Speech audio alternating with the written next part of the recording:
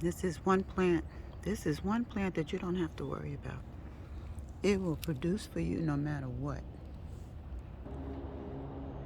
This is the Yoshino cherry tree coming into bloom. Spring is on its way to do a marvelous work all over this yard. Just gotta be patient. Okay, so it's not really much to see out here right now. This is only like day 3 of spring.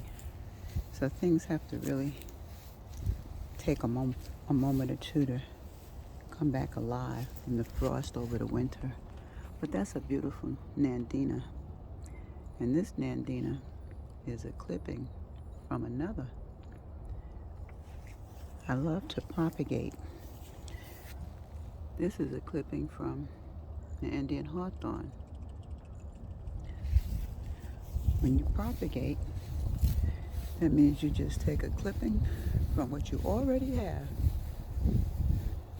and you stick it back down in the ground and let it do its work. This is what I use. TakeRoot. TakeRoot. It's a grow new plants from cuttings root hormone.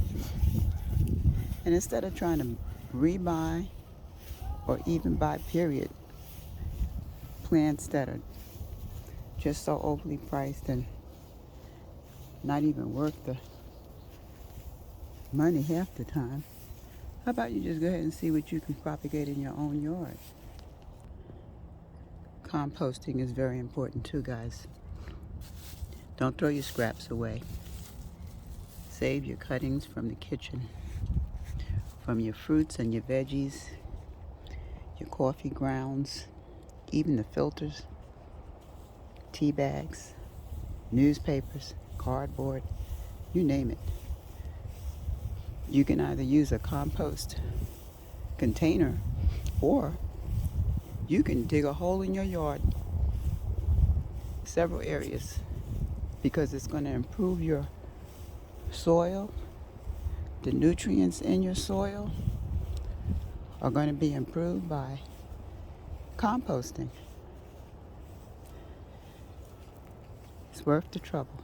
And it's really not that much trouble because all of those things that you're using in composting, you would normally throw them in the garbage, but you don't really need to. You need to recycle them.